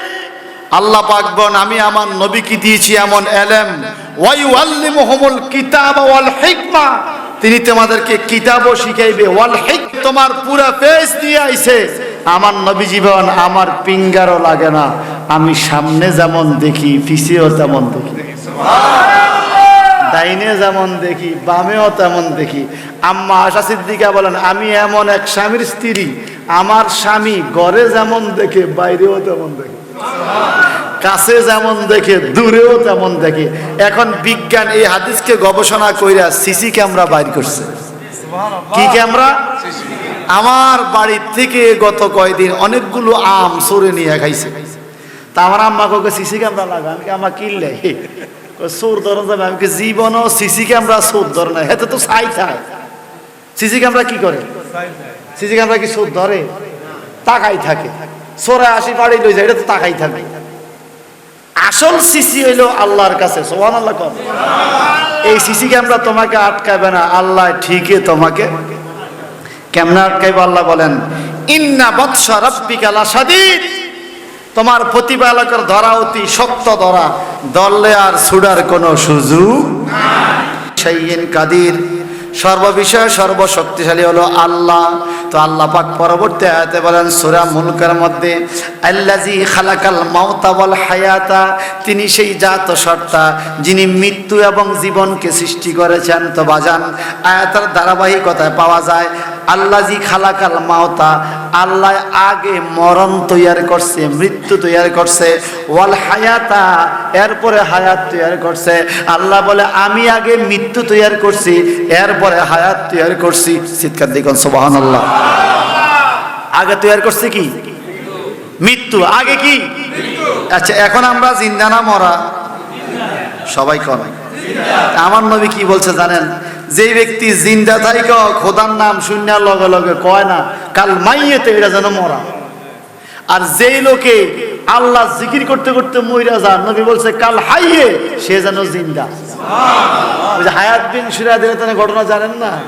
উনি প্রতিদিন এই আঙ্গুল দিয়ে এইভাবে আল্লাহ আল্লাহ আল্লাহ আল্লাহ আল্লাহ আল্লাহ আল্লাহ আল্লাহ আল্লাহ আল্লাহ 40,000 বার এই আল্লাহর নাম নিত আঙ্গুল দিয়ে। উনি বুখারী শরীফের রাবি, আল্লাহর ওলি। ওনার ইন্তেকালের পরে ওনাকে যখন দোয়াইতে গেছে আঙ্গুল লড়তেছে, ঠিক যেই গতিতে জিন্দা থাকতে ইন্তেকালের পরও লড়তেছে। কাপনের ভিতরে আঙ্গুল লড়তেছে, কবরও শোয়াইছে আঙ্গুল লড়তেছে। ছাত্ররা বলে আমরা দেখছি হুজুরে যখন হাদিস কিতাব পড়াইতো আঙ্গুল লড়া বন্ধ, যখন আঙ্গুরে পড়ান বন্ধ তখন আঙ্গুল চলতেছে। আমরা হিসাব করতাম ডেইলি 40,000 বারের মতো গড়ে এভাবে আঙ্গুলটা লড়তো। আর হুজুরে বলতো আল্লাহ আল্লাহ আল্লাহ আল্লাহ আল্লাহ আল্লাহ আল্লাহ আল্লাহ। আল্লাহ পাক বলে তাকায়া দেখো যেই অঙ্গ দিয়ে আল্লাহর জিকির করছে হেডও মরে নাই। এই জন্য বলছে কাল হাইয়ে, সে মইরাও যেন জীবিত। আর জোরে বলবেন না সুবহানাল্লাহ? তো কাল হাইয়ে, সে মইরাও যেন জীবিত। আল্লাহ পাক বলেন আমি আল্লাহ আগে মৃত্যু তৈরি করছি, তারপরে হায়াত তৈরি করছি। এখন মৃত্যুর মধ্যে কি রহস্য, হায়াতের মধ্যে কি রহস্য, আমরা কোথায় ছিলাম, কোথায় আসলাম, আবার কোথায় চলে যাব। মৌত শব্দের অর্থ শেষ হয়ে যাওয়া নয়, মৌত মানে ফিনিশ হয়ে যাওয়া নয়। মৃত্যু হইল একটা সাকুর নাম, এই সাকুর মাধ্যমে আপনি অপর পারে যাবেন। সুবহানাল্লাহ বলেন। যেরকম মোহাম্মদপুর আসতে এদিক দিয়ে স্টিল ব্রিজ দিয়ে আসলাম, এটা ছাড়া এই লাইনে আর কোনো ব্রিজ, স্টিল ব্রিজে উঠা মানে আমি কি শেষ হয়ে গেছি, আমি এই পারে আসলাম। মৃত্যুটা হইল এই দুনিয়ার থেকে পর করা যাওয়ারটা সাঁকু, এই সাঁকুর উপরে সবাই উঠতে হবে। কেউ পার হইবে সুখে, কেউ পার হইব দুঃখে। কথা কোন ঠিক কিনা? কেউ সুখে, কেউ দুঃখে। তো কারো মরণ সুখের মরণ, কারো মরণ দুঃখের মরণ। আল্লাহ পাক বলে আমি মৃত্যু এবং জীবন বানানো দরকার ছিল না। কেন বানাইছি জানো? বলে কেন? লিয়াবলুয়াকুম আইয়াকুম আহসানু আমালা, তোমাদের মধ্যে কে কে উত্তম আমল করো এটা পরীক্ষা করার জন্য মরণ বানাইছি, জীবন বানাইছি। জোরে জোরে বলুন সুবহানাল্লাহ। মরণ আছে বলে কিছু হইলেও ভয় আছে। যদি মরণ না থাকতো আর ভয় থাকতো, যেমন ফেরাউন মনে করছিল মরণ নাই, সে ভয় না করে বলছে আনা রাব্বুকুমুল আলা, আমি বড় খোদা। নাউজুবিল্লাহ বলো। আল্লাহ পাক বলে ঠিক আছে তুই তো বড় খোদা, দেখ তোরে কি করি, একদম পানিতে ডুবাইয়া। কথা বুঝেন না? কেমনে মরছে? নীল নদে ডুববা, পানিতে ডুববা, এখনো ফেরাউনের লাশ আছে। আল্লাহ মানুষের দেখানোর জন্য রাইখা দিয়েছে, দেখ সে কইছে হে বলে বড় খোদা, বড় খোদার অবস্থা দেখ, লড়তে পারে না, পানিতে ডুইবা মারা গেছে। তো এই যে কে কে ভালো আমল করে, আইয়ুকুম আহসানু আমালা, আহসান মানে অতি উত্তম আমল, এটা পরীক্ষা করার জন্য মরণ বানাইছি। এখন এখান থেকে আমি ছোট্ট একটা কথা আপনাদেরকে বলি, টুপি নামাজের অংশ নয়, টুপি নামাজের অংশ নয়। টুপি মাথায় না দিলেও নামাজ হয়, কিন্তু আমরা দেখেছি রসুলের পাকের হাদিস থেকে টুপি পড়া সুন্নত, টুপি পরে নামাজ পড়লে সওয়াব বেশি হয়। টুপি পড়াটা উত্তম, না পড়াটা উত্তম নয়। এখন যদি কোনো শায়েখ বলে টুপি ছাড়াও নামাজ হয়, এটা টুপির প্রতি অনুৎসাহিত করা হলো, সৌন্দর্যকে ধ্বংস করা হলো। আল্লাহ পাক বলে মরণকে ভয় করো, আমি মরণ সৃষ্টি করছি। আইয়ুকুম আহসানু আমালা লিয়াবলুয়াকুম আইয়ুকুম আহসানু আমালা, তোমাদের মধ্যে কে কে উত্তম আমল করো ওটা দেখার জন্য আমি মরণ সৃষ্টি করছি। যদি আমলটাকে উত্তম করতে হয়, সুন্দর করতে হয়, টুপি লাগেনি? লাগে না বলে টুপি লাগে না? আচ্ছা আপনারা বলেন নামাজ বড় না বিয়া বড়? কথা কয় না। নামাজে সওয়াব বেশি না বিয়াতে সওয়াব বেশি? নামাজ হলো ফরজ, নামাজ একক তো না, কোনো কারণে কাজা করলে, কাজা মানে দেরি, দেরি করলে 80 হোক বা আগুন। আপনার বয়স হয়েছে 24, বিয়ার বয়স, যদি আপনার 5 বছর দেরি করেন কি বিয়া কাজার কারণে কি আজাব হইবনি? কথা কন না, সুন্নতে না, এটা কি জীবনের একটা সুন্নতের জন্য কত আয়োজন, আর ডেইলি 5 ওয়াক্ত ফরজের কোনো আয়োজন নাই। এতে কোরবানি আইতেছে, বেজ্জতি বেজ্জতি টিয়া পয়সা নাই, কেন কি তা করে কোরবানি তো দেওয়ার লাগবে, একার মান সম্মান গেছে। হ্যাঁ, ঋণ আছে 2 লাখ, এরপর আরো 50,000 হালাত করে কোরবানি দেয়, এটা শরম কোরবানি না দিলে। এটা বছরে একবার, একদিন শরম কোরবানি না দিলে। ডেলি যে 5 ওয়াক্ত নামাজ মসজিদে পড়ান লাগে, তার কোনো শরম নাই। এই কথা বলেন ঠিক কিনা? কিয়ামত পর্যন্ত কোরবানি দিলে কি 2 রাকাত নামাজের সমান হবে? হবে না। কিয়ামত পর্যন্ত দিল 2 রাকাত নামাজের সমান হবে না। মৃত্যু এবং জীবন আল্লাহ কেন বানাইছে? আমরা কে কে উত্তম আমল করি এই পরীক্ষা করার জন্য। সুবহানাল্লাহ বলেন। এখন টুপি মাথা দিয়া নামাজ পড়া উত্তম আমল। যদি কেউ বলে টুপি লাগে না, টুপির প্রতি অনুৎসাহিত করছে। আমার নবীজি বলছেন মান রাগেবা আন সুন্নতি ফালাইসা মিন্নি, যে আমার সুন্নত মতো নয় সে আমার দলভুক্ত নয়। তো নামাজ পড়া কি ফরজ, নামাজ পড়া কি? আর বিয়া করা সুন্নত, নামাজ পড়া বিয়া করা সুন্নত। নামাজ না পড়লে কাজা আদায় করতে হয়, বিয়া না করলে কি কাজা আছে? এটা একটা সুন্নত। জীবনে একটা সুন্নত মানার জন্য কত রকমের আয়োজন আমরা আপনারা করি। 5 ওয়াক্ত নামাজ যে ফরজ এটার জন্য কোনো আয়োজন নেই। নামাজ বড় না বিয়া বড়? যেই ফোলায় কইতেছে নামাজ পড়তে টুপি লাগা না, এই ফোলা বিয়ার যাইতে এত বড় পাগড়ি মাথার দেয়। কথা কন কিরে পাগড়ি গুলো গান না বিয়া, পাগড়ি বাদে বিয়া হইতো না। আরে কেরে কইছে তোরে পাগড়ি বাদে বিয়া হইতো না? অজু বাদেও তো বিয়া হয়। কথা কয় না? অজু বাদে মানে হুজুর কেমনে হয়? মেকআপ পড়াইছে পার্লারে নিয়া, হাজাই আনছে বিয়ার পাত্রীরে পাত্ররে, মেকআপ সইরা যাইব, অজু করে নাই, অজু বাদে বিয়া পড়ায় লাইছে। হেই ঘরে হোলা আইন হইছে, হুজুরের কাছে হট হোলা এমন শয়তানের শয়তান। কয় গড় নাকি? কয় তোর বাবা তো অজু করি বিয়া করে নাই, আল্লাহ তুই শয়তান। এই যুবক ভাইরা কথাটা বাস্তব কইরা কোন তো, এই যে পাল্লারা হাজায় আনে অজু থায়নি। জীবনের একটা সিদ্ধান্ত, সারা জীবনের আপনি সারা জীবন সোয়াবের বৃক্ষরোপণ করবেন অজু ছাড়া। আপনার জীবন আর কি আছে? যাত্রা দিনে কি নাই? অজু নাই। যে কথাটা বলতেছিলাম 5 ওয়াক্ত নামাজ ফরজ, এইতে কয় টুপি লাগে না। আর আমি বললাম মানি গেছে, ও শায়েকে কইছে টুপি লাগে না নামাজ। আর বিয়ের মধ্যে টুপিরও দরকার নাই, অজুরও দরকার নাই, এমনি বিয়ে হয়। হেয়ানে বলা পাগড়ি বাদে যায় না, পাগড়ি দিছে লগে আবার মাইয়া লোকের মতো ওন্নাও একটা দিছে। কথা কন না? পুরুষের কি ওন্না লাগে? ছায়া দেয় হেতার ওন্না ঠিকই আছে, বউরটা নাই। নিজের কান্দ ওন্না আছে, বউর কান্দ নাই। সেই বিষয়ে কোনো ফতুয়া নাই। বিয়া হইলো সুন্নত, হিয়ানে পাগড়ি মাথা দিছে। আর নামাজ ফরজ, টুপি মাথা দেয় না, টুপি লাগে না। বিয়ের মধ্যে পাগড়ি লাগে, কারণ কি? তাহলে বোঝা গেল এদের মাথার মধ্যে উল্টা পাল্টা কিছু ঢুকছে। ছিল মাথার মধ্যে মগজ, শায়েখ নামক বাদ পারে মগজ দিয়ে বাইর করে ইন্ডিয়ান গরুর গোবর ঢুকিয়ে দিছে। এখন ইন্ডিয়ান গরুর গোবরে কেল কয় টুপি লাগে না, কিন্তু বিয়ের দিন পাগড়ি লাগে। এই কথা বলেন ঠিক কিনা বলেন? এবার আপনারা বলেন, ইবাদত করতে টুপি লাগে? লাগে। নামাজ পড়তে নামাজের মুসল্লা না হইলেও তো নামাজ। আপনারা সত্য করে বললেন তো, খালি টাইলসের মধ্যে নামাজ পড়ছেন আর একটা মশলা বিছায় পড়ছেন, মাইন্ডের একটা বেশ কম হয়ে যায়, মাইন্ড চেঞ্জ হয়ে যায়। ঠিক কিনা? আপনি স্যান্ডেল পায়ে দিয়ে রাস্তা দিয়ে হাঁটতেছেন আর ক্যাশ পায়ে দিয়ে হাঁটতেছেন, আডার ডংটাই চেঞ্জ হয়ে যায়। আরে কথা কয় না? ঠিক কিনা বলেন? পোশাকের মধ্যে অনেক কিছু, পোশাকের মধ্যে। আর পোশাক হইল মুমিনের সৌন্দর্য। পোশাক কি? সৌন্দর্য। আমার ছোট ভাই আমার থেকে লেখলিখা সেনাবাহিনী চাকরি করে, বাড়িতে লেতে কাচ্চি মাচ্ছি, কি রে তুই আর্মি মানুষ, শৈল্য কিছু নাই, কেমনে কিতা করবি? তো থাপড় দিলে পড়ে যাবে। কয় ভাই ঠিকই কইছেন, আমরা থাপড় দিলে আমি পড়ে যাবো। তা আমি যখন পোশাক পরে রাইফেল গা হাত নামু, তার আপনার মতো মিয়াজি হুজুর 100 আমার সামনে কিছুই দেয়, ফিডার লগে গেল দৌড় দিবেন আপনি।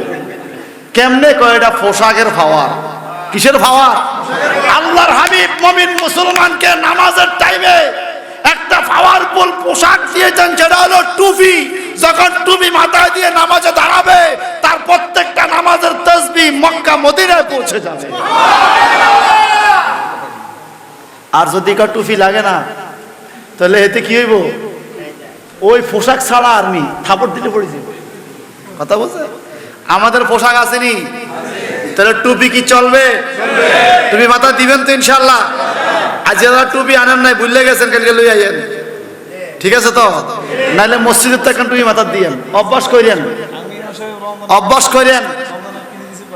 ইমাম সাহেব বেড়া কিনবো দুঃখে কয় ভাই একে টুপি বাঁধা, এতে হুজুরের নিজের দায়িত্বে টুপি কিনে দিছে, মানে কিনিন না কোন কিসছে আবার কি জানি।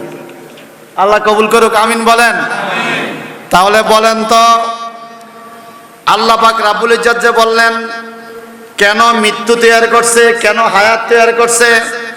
আল্লাযী খালাকাল মাউতা ওয়াল হায়াতা, আল্লাহ পাক মরণ এবং জীবনকে সৃষ্টি করেছেন। লিয়াবলুয়াকুম আইয়ুকুম আহসানু আমালা, তোমাদেরকে পরীক্ষা করার জন্য কে উত্তম আমল করো। তাহলে আমরা কোন রকম ফরজ পড়ে চলে যাব না। ফরজের আগে সুন্নত আছে, ফরজের পরে সুন্নত আছে, এরপরে নফল আছে। টুপি লাগে, মসজিদে ঢুকতে আগে ডাইন পাও দেওয়া ঢুকতে হয়, মসজিদে ঢুকার টাইমে দোয়া পড়ে ঢুকতে হয়, নবীকে সালাম দিতে হয়, দুইকে আগে আদবের সাথে বসতে হয়। কোনো মুসল্লিকে কষ্ট দেওয়া যায় না, কারো গাড়ির উপর দিয়ে টপকে সামনে যাওয়া যায় না, আদবের সাথে বসতে হয়। এটা হলো উত্তম আমল। আপনার সামনে একজন গরিব ছেলে আছে, আপনি অহংকারে এবারে পিছে যা, আপনার নামাজ আর হইতো না। বাদ সব বাটফারি মসজিদে চলে না।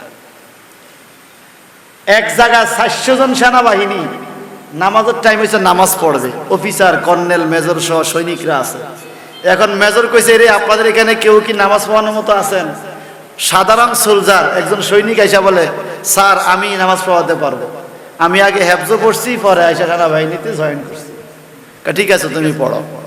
সে নামাজ পড়ছে, পিছনে আর্মিরা আছে, অফিসাররা আছে, কর্নেল মেজর অফিসাররা সব পিছনে নামাজ পড়ছে।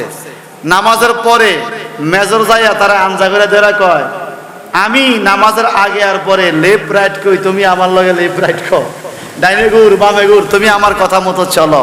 কিন্তু আল্লাহর ইবাদতের বেলায় দেখলাম তুমি আমার কর্মচারী, তুমি যখন রুকুতে গেছো আমি তোমার সাথে, তুমি আল্লাহ আকবার বলার আগে আমি মাথা তুলতে পারি নাই, তুমি সালাম ফিরাইবার আগে আমি মেজর পর্যন্ত তোমার হুকুম অমান্য করতে পারি নাই। এটার নামে ইসলাম ধর্ম। তোমাদের মধ্যে কে উত্তম আমল করে সে গরিব হইলেও আল্লাহ তার ইমাম বানায় দেয়। গরিব হইলেও কি বানায় দেয়? ইমাম বানায় দেয়। যদি উত্তম আমল মানে তোমার ভিতরে কোরআন শরীফ আছে বলেই আমি মেজরের সামনে তুমি দাঁড়াইছো, নইলে আমার সামনে তো দাঁড়াইবা সত্যি তোমার ছিল না। তোমার এই ইজ্জতটা দিছে কে? এটা হলো আহসানু আমাল, উত্তম আমল। ভাই সাহেব আমার, কোরআন তেলাওয়াত একটা উত্তম ইবাদত। নফল ইবাদতের মধ্যে সবচেয়ে উত্তম আফজল ইবাদত হলো তেলাওয়াতুল কোরআন। কিন্তু বর্তমান যুগে ঘরে ঘরে আগের মতো কোরআন তেলাওয়াত নাই। আজকে আমি একটা সবক দিয়া যাবো, তাফসীর এখন শেষ না, সামনে আরো বলতেছি। সবকটা মনে রাখবেন, মা বোনদেরকে বলবেন, আজকের থেকে আগামী দিন বা 3 দিন তাফসীর মাহফিল চলা পর্যন্ত এলাকার টেলিভিশন, স্টার, জলসা মলসা, বাংলা লিঙ্ক, এই লিঙ্ক এই লিঙ্ক সব লিঙ্ক বন্ধ। আমাদের লিঙ্ক চলবে কোরআনের সাথে। কথা বলেন ঠিক কি না? মা বোনদেরকে বলবেন, তাফসীর মাইকের থেকে শুনো, কি বলে বুঝো, বুঝার চেষ্টা করো। আমি মাহফিলে যাই, তুমি ঘর থেকে শূন্য কি ওয়াজ করছে হুজুরে, আমি এলে জিগেম সাইম, তুমি কইতে পারো না। যদি কইতে পারো তোমাকে লাইক, মোবাইলে লাইক দেন না, আর কইতে না পারলে ডিসলাইক। তুমি ভালো না, তুমি ভালো না, কথা কন পারবেন, কইতে পারবেন? ডরাইতে আছে, আমি কি এই কথা এতে কইতে পারি? কারণ আমি তো হের কথায় উঠি আর বসি। এটা তো আসলের আসল। আপনারা বলেন, আমার মা বোনরা কোরআন শরীফ পড়ার দরকার আছে? কথা কয় না। মা বোনরা কোরআন তেলাওয়াতের দরকার আসেনি? আজকে বাড়ি যে কইবেন আগামী দিন সকালে যেন মা বোনরা যারা পারে পাক পবিত্র আছে যেন 1 পৃষ্ঠা হইলেও কোরআন শরীফ পড়ে। কালকে আইয়া যেন কইতে পারেন, আল্লাহ আজকে আমি তোমার যে কোরআন তাফসীর মাহফিলে আসছি, আমার বেগম নইলে আমার জিয়ে নইলে আমার ফুতুর বউ নইলে আমার ছেলে নইলে আমার নাতিয়ে আজকে সকালে আমার ঘরে 1টা পৃষ্ঠা কোরআন শরীফ পড়ছে। বলেন আল্লাহ কি খুশি হবে না? যেই সংসারে সকালে কোরআন তেলাওয়াত দিয়ে কাজ শুরু হয়, ওই সংসারে সন্ধ্যা পর্যন্ত আল্লাহর রহমত থাকে। এই জন্য কোরআন তেলাওয়াত করবেন। ঘরে ঘরে কোরআন তেলাওয়াতের আওয়াজ আগে শোনা যাইতো, এখন আর শোনা যায় না। আল্লাহ বুঝার তৌফিক দাও, আমিন বলেন। যে কথা বললাম, আল্লাহ আগে তৈরি করছে মরা, মৃত্যু, এরপরে তৈরি করছে হায়াতকে। তাহলে আমরা আগে ছিলাম কি? কথা কনা। আল্লাহ বলে, কাইফা তাকফুরুনা বিল্লাহ ওয়া কুনতুম আমওয়াত, তোমরা কিভাবে আল্লাহর সাথে কুফরি করো অথচ তোমরা মরা ছিলা। সুম্মা ইউহয়িকুম, আমি তোমাদেরকে জীবিত করছি। সুম্মা ইউমীতুকুম, আবার তোমাদেরকে মৃত্যু দিব। তাহলে আমরা আগে ছিলাম কি?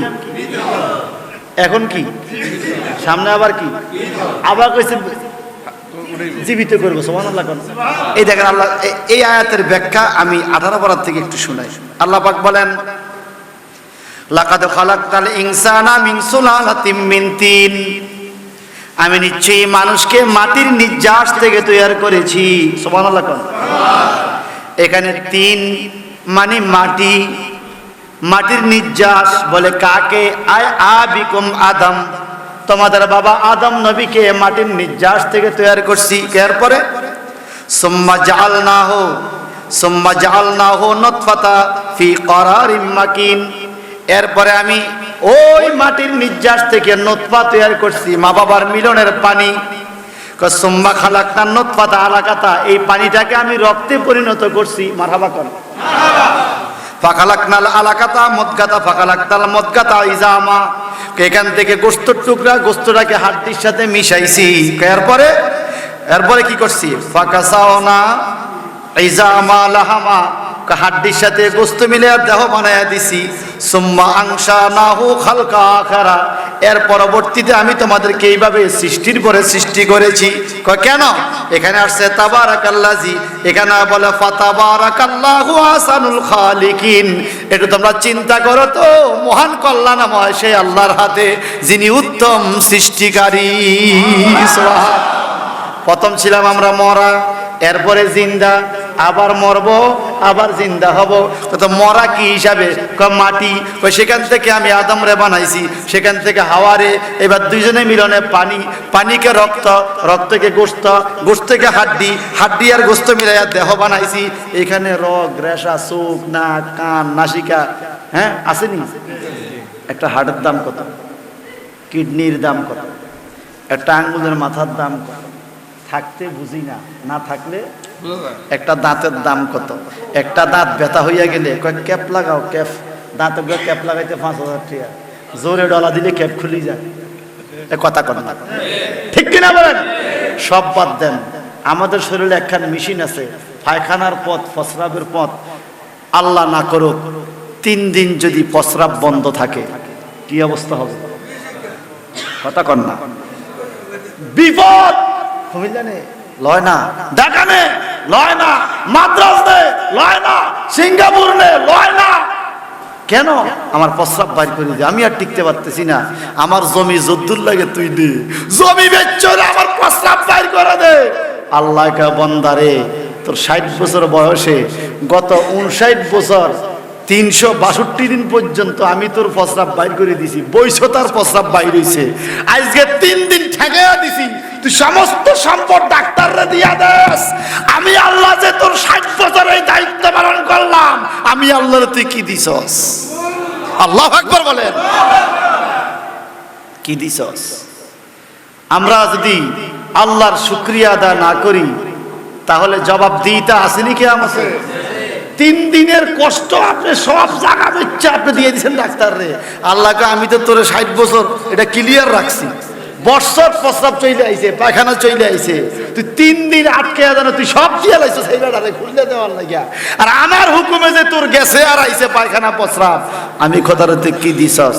টাকা চাই না, সম্পদ চাই না, আমি শুধু চাই তুমি আমি আল্লাহরে সেজদা দাও। কি দাও?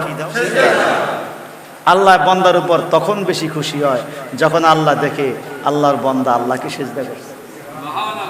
বলেন সেজদার মালিক কে? এই সেজদা দিলে আল্লাহ খুশি। কি কি?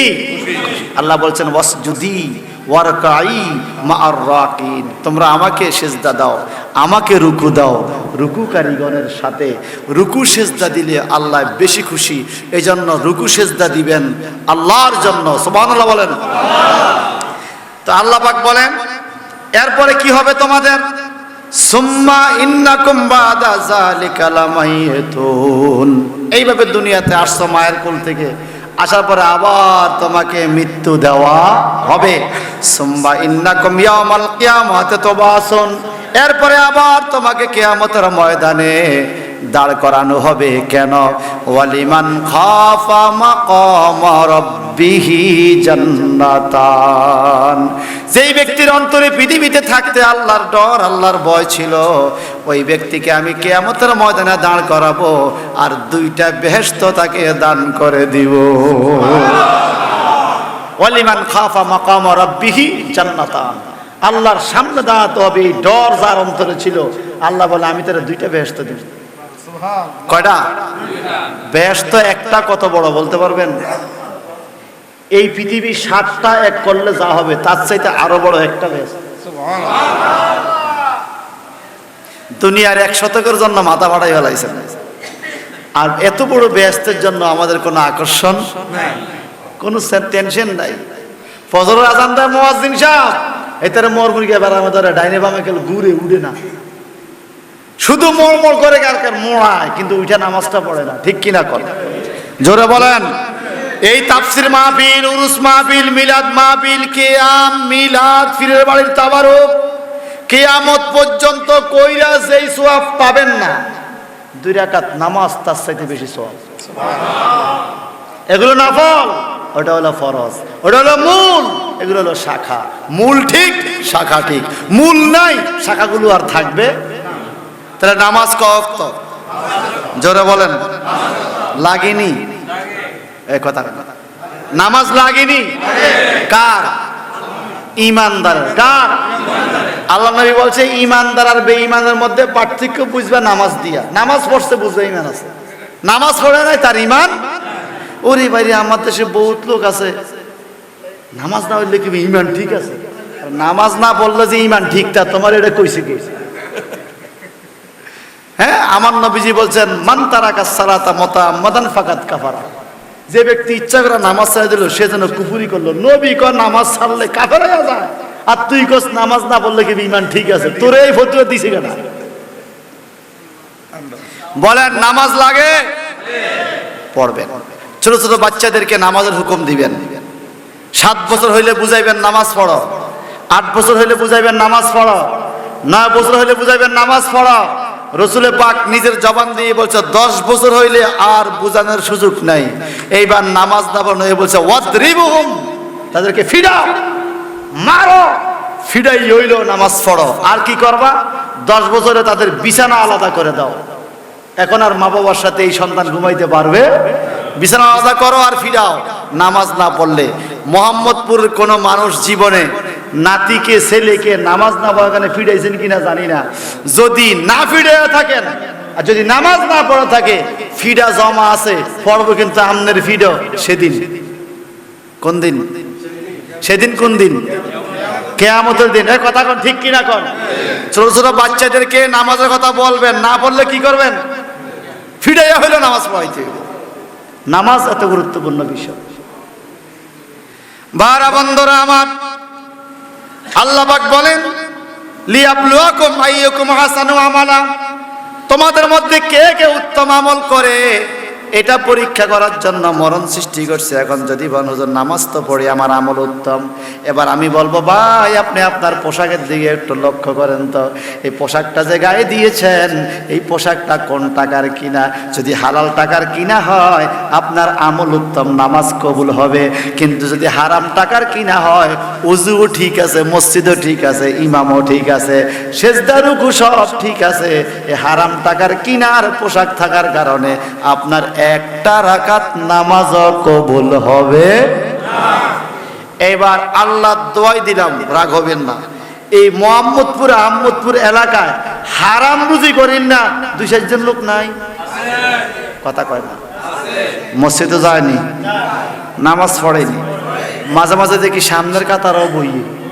আর কথা কয় না? কিছু কিছু মুসল্লি আছে যেমন ঠেড়া মুসল্লি, নামাজ ঠিক মতো জানা না, কিন্তু ইমাম সাহেবের একার বরাবর ফিসে যাই বই। কথা বুঝেন না? ইমাম সাহেবের ফিসে বইব আরেকজন নামাজ পড়েন না লোক, যেন ইমাম সাহেবের উজু বাংলে কোনো সমস্যা হলে আবার এই লোকে দায়িত্ব পালন করতে পারে। খবরদার, যে ছানি দিয়ে আপনি হেরে যায় দাঁড়ান, যদি ইমাম সাহেবের কোনো সময় কোনো সমস্যা যদি আপনারা দায়িত্ব দেয়, আপনি কি দিবেন? আপনি কি করবেন? এই জন্য ইমামের পিছে দাঁড়াইতে বা আরেকজন জানেন না লোক। কথা বুঝেন না?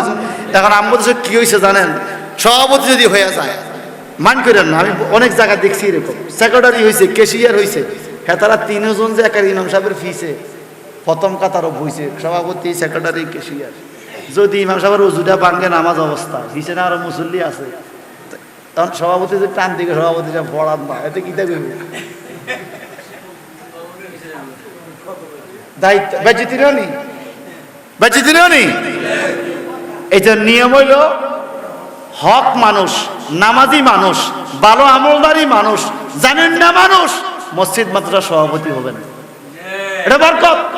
এটা কি সভাপতি? ইমামেরও বস।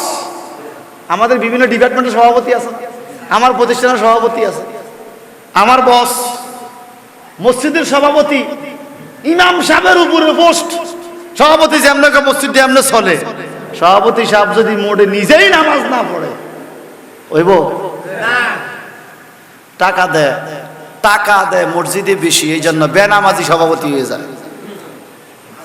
এখন যদি আপনারা আমার এখন মানা করেন আর ওয়াজটা কইরেন না, আমি ছেড়ে দিব, অসুবিধা নেই, কিন্তু কথাটা কইতে হইব, কথাটা বলতে হবে। সভাপতি যদি এলাকায় থাকে 5 ওয়াক্ত নামাজ জামাতে সে পড়তে হবে, সে হইলো সভাপতি, সে হইলো সেক্রেটারি, সে কেশিয়ার। আপনি সভাপতি সেক্রেটারি কেশিয়ার হয়ে বাড়িতে বয়ে রয়েছেন, মসজিদের সভাপতি বাড়িতে বয়ে রয়েছেন, কথা বুঝেন না? অথচ অমুক দলের সভাপতি ঠিকই আমরা সবার আগে যাই স্টেজে দাঁড়ায় গেছেন বক্তৃতা দেওয়ার লাগে, সভাপতির চেয়ারে। মসজিদের সভাপতির তো একটা জায়গা আছে, আপনি ইজ্জত দিয়ে সেখানে নামাজ পড়েন, আপনার সম্মান দিব কে? জোরবান কে? যারা মসজিদ মাদ্রাসার সভাপতি হবে কিয়ামতের ময়দানে আল্লাহ আলাদা ইজ্জত দিবে, আল্লাহর ঘর আবাদ করার কারণে। আল্লাহ বরকত দান করুক, আমিন বলেন। তাহলে উত্তম আমল করতে হবে। আল্লাহ পাক বলে ওয়াহুয়াল আজিজুল গাফুর, তিনি হলেন মহা সম্মানিত আর ক্ষমাশীল। কে? আল্লাহ। আল্লাযী খালাকা সাবআ সামাওয়াতিন তিবাকা, আল্লাহ পাক সূরা মুলকের 3 নম্বর আয়াতে বলেন তিনি সে জাত সত্তা যিনি 7টা আসমান সৃষ্টি করেছেন। আল্লাযী সাবআ সামাওয়াতিন তিবাকা, স্তরে স্তরে। প্রথম আসমানকে বলছে তুমি এখানে থাকো, আসমান টিকে আছে, ভাঙে পড়ে না। দ্বিতীয়টাকে, তৃতীয়টাকে, একটা খুঁটি নাই, দড়ি নাই, রশি নাই, কেউ দইরাও রাখে নাই, আসমানগুলো দাঁড়িয়ে আছে কার হুকুমে? জোরে বলেন। আল্লাহ যদি এখন বলে আসমান তুই জমিনে পড়, পড়বো না? পড়লে আমরা কই যাবো? আমরা কি মোহাম্মদপুর থেকে তারা লিয়ে গেলে বাসন যাবনি? তারা লিয়ে আসমান নাই, ফালাইবার কোনো সুযোগ? আল্লাহ নিজে চ্যালেঞ্জ করছে, ইয়া মাশাআল জিন্নি ওয়াল ইনস ইন ইসতাতাতুম আন তানফুযু মিন আকতারিস সামাওয়াতি ওয়াল আরদ ফানফুযু লা তানফুযুনা ইল্লা বিসুলতান। হে জিন ইনসান, আমি চ্যালেঞ্জ করলাম, তোমরা যদি পালাইতে চাও পালাও, ফানফুযু যাও, পালাও, পালায়া যাও, কই যাবে পালায়া? আল্লাহ নিজেই বলে লা তানফুযুনা ইল্লা বিসুলতান, যেখানেই পালাইতে যাইবা সেখানেই আমি আল্লাহর ক্ষমতা আছে। এই আসমান জমিনের গণ্ডির ভিতর থেকে পালাইবার কোনো শক্তি তোমাদের নাই। এই এত বড় বড় আসমানগুলোর মালিক কে? তো আল্লাহ পাক বলেন মা তারা ফি খালকির রহমানে মিন তাফাউত, এরে তুমি পরম করুণাময় দৃষ্টিতে আল্লাহ পাকের সৃষ্টির প্রতি কি কোনো পার্থক্য দেখেছ? আসমানগুলো কত মজবুত, কত সোজা, কত সুন্দর করে সৃষ্টি করছে। 7টা আসমান 7টা জিনিস দ্বারা বানাইছে, কোনোটা স্বর্ণ দিয়া বানাইছে, একটা আসমান স্বর্ণ দিয়া বানাইছে। সুবহানাল্লাহ। এই জমিন থেকে আসমান যত উপরে, এই আসমানটা তত ভারী, এটা স্বর্ণ। কত টাকার সম্পদ হবে? সুবহানাল্লাহ বলেন না? আরেকটা বানাইছে নূর দিয়া, আরেকটা লোহা দিয়া, আরেকটা রূপা দিয়া, আরেকটা মরমর পাথর দিয়া, জান্নাতি শ্বেত পাথর দিয়া, আরেকটা নূর দিয়া, এইভাবে 7টা আসমান বানাইছে আমার আল্লাহ। আল্লাহ পাক বলে মা তারা ফি খালকির রহমানে মিন তাফাউত, তোমরা পরম দৃষ্টি দিয়া আকাশের দিকে তাকাও, কোনো পার্থক্য খুঁজে পাবে না। কত সুন্দর আসমান আমি আল্লাহ সৃষ্টি করে দিয়েছি। একটু বড় করে কি বলা যাবে? আল্লাহু আকবার। আল্লাহ বলেন ফারজিউল বাসার, ফারজিউল বাসার, দৃষ্টি উপরের দিকে উঠাইয়া দেখো, আকাশের দিকে তাকাও, মাঝে মাঝে তাকাও, আল্লাহ যে কত মহান এটা তোমার ব্রেনে ঢুকবে। আকাশের দিকে মাঝে মাঝে তাকাও। কে বলে? আল্লাহ পাক বলেন হাল তারা মিন ফুতুর, এত নিখুঁত সৃষ্টি আমি করেছি আসমানে, এই সৃষ্টির মধ্যে কোনো ত্রুটি ধরতে পারো কিনা দেখো। ইঞ্জিনিয়ারে বিল্ডিং করলে মাঝে মাঝে ভুল হয়, কন্ট্রাক্টরে বিল্ডিং এর কাজ করলে মাঝে মাঝে কোনো ত্রুটি দেখা যায়। আল্লাহ কয় আমি যে 7টা আসমান বানাইলাম, আমি যে জমিন বানাইলাম, এত সুন্দর সুন্দর সৃষ্টি, কোনোটা ভুল ধরতে পারলে ধরো তো, আমি আল্লাহ ত্রুটি মুক্ত করে আসমানগুলো সৃষ্টি করেছি। তাকাইয়া দেখো কত সুন্দর দেখা যায়, কোনো দিকে কোনো ত্রুটি খুঁজে পাওয়া যাবে? কে বানাইছে? আল্লাহ পাক। এই জন্য বলেছেন তিনি হলেন আহসানুল খালিকিন, উত্তম সৃষ্টিকারী। সুন্দর করে বানায় কে? আল্লাহ নিজেই বলছেন ওয়াত্তিন ওয়াজ্জাইতুন ওয়া তুরি সিনিন ওয়া হাযাল বালাদিল আমিন লাকাদ খালাকনাল ইনসানা ফি হাসানি তাকওয়িম। ওয়াত্তিন ডুমুর ফলের কসম, ওয়াজ্জাইতুন জাইতুনের কসম, ওয়া তুরি সিনিন সিনাই পর্বতের কসম, ওয়া হাযাল বালাদিল আমিন এই পবিত্র মক্কা নগরীর কসম। চারটা কসম খাই আল্লাহ পাক বলে লাকাদ খালাকনাল ইনসানা ফি হাসানি তাকওয়িম, নিশ্চয় আমি মানুষ খুব সুন্দর করে বানাইছি। সুবহানাল্লাহ। নিখুঁত সৃষ্টি কার হাতে? আরেকটা জিনিস দেখেন তো, আমাদের দেশে একই মিস্ত্রি যদি 10টা টিনের ঘর করে, দেখবেন যে কোনো না কোনো দিক দিয়ে ডিজাইন একটু হইলেও চেঞ্জ হয়। 10টা একরকম হয় না, হয় মাপে ভুল হয়, নইলে একটু ডিজাইনের সমস্যা হয়ে যায়। আল্লাহ পাক বলে আমি যেই সারা পৃথিবীতে এতগুলো মানুষ সৃষ্টি করছি, তোমরা দেখো তো, মিস্ত্রি ইচ্ছা করলে 10টা ঘর একই রকম বানাইতে পারবে, আবার ইচ্ছা করলে বেশ কমও করতে পারবে। আমি আল্লাহ নিখুঁত সৃষ্টি দেখো সারা পৃথিবীতে। একজন মানুষের চোখের সাথে আরেকজনের চোখের কোনো মিল নাই, আরেকজনের চেহারার সাথে আরেকজনের কোনো মিল নাই, সারা পৃথিবীর কোনো ফিঙ্গারের সাথে কোনো ফিঙ্গারের মিল নাই। সারা দুনিয়ার এক একজন মানুষের কথা বলার ঢং একরকম, চলার ঢং এক এক রকম। আহসানু খালিকিন, উত্তম সৃষ্টিকারী কে? কে? আল্লাহ। আল্লাহ পাক বলেন আমি সেই রব, তোমরা যেই রবের সৃষ্টির মধ্যে কোনো ত্রুটি খুঁজে পাবে না। সুম্মারজিল বাসারা কাররাতাইন, অতঃপর আবার উপরের দিকে তাকাও। একবার কইছে তাকাইতে, আবার তাকাও। ইয়ানকালিব ইলাইকাল বাসার খাসিয়া ওয়া হুয়া হাসির, অবাক দৃষ্টিতে আকাশের দিকে তাকিয়ে থাকো, দেখবা তোমার দৃষ্টি সেখান থেকে ফিরে আসবে হতভম্ব অবস্থায়, ক্লান্তি অবস্থায়। এত সুন্দর সৃষ্টি কেমনে সম্ভব? কে সৃষ্টি করছে? আল্লাহ। আমি সুবহানাল্লাহ বলে। কবি নজরুল কত সুন্দরে বলছেন, কত সুন্দরে, এই সুন্দর ফুল সুন্দর ফল মিঠা নদীর পানি খোদা তোমার, খোদা তোমার মেঘের। বলেন সুন্দর করে কে বানাইছে? আল্লাহ। আল্লাহ পাক বলেন এবার তোমরা আকাশের দিকে তাকাও। দুইবার তাকাইছে তো, তৃতীয়বার আবার তাকাইতে বলে। সুবহানাল্লাহ বলেন। প্রথমবার তাকায়া দেখছে নিখুঁত সৃষ্টি, দ্বিতীয়বার তাকায়া দেখে কোনো ত্রুটি নাই, চোখ আবার ফিরে আসে, এটা কেমনে সম্ভব? কোনো ফিলার নাই, খুঁটি নাই। আল্লাহ বলে আবার তাকাও। সুবহানাল্লাহ বলেন। আবার তাকাইয়া তুমি কি দেখতে পাও? এরপরে আয়াত, দারুণ ঘটনা। মারহাবা কর। শোনার ইচ্ছা আসেনি? সূরা মুলকের তাফসীর যদি আমি আমার ক্ষুদ্র জ্ঞানে করি 10 দিন লাগবে, 3 দিনে তো সম্ভব হবে না। তারপর যতটুকু সম্ভব আরো এগিয়ে যাব। কথা থাকবে তৃতীয়বার আকাশের দিকে তাকানোর হুকুম দিছে কে? আগামী দিন সকালে বা আজকে রাত্রেই তাকান না আকাশের দিকে, দেখেন না কি দেখা যায়, কি পাওয়া যায় সেখানে, কি অবস্থা সে আকাশের, কোনো ত্রুটি খুঁজে পাওয়া যায় কিনা। আল্লাহ বলছে প্রথমবার তাকাও, আবার তাকাও। 2বার আমরা তাকাইলাম, তৃতীয়বার আবার তাকাইলে তুমি কি দেখতে পাবে সেটা দেখার জন্য আমরা অপেক্ষায় রইলাম। মারহাবা।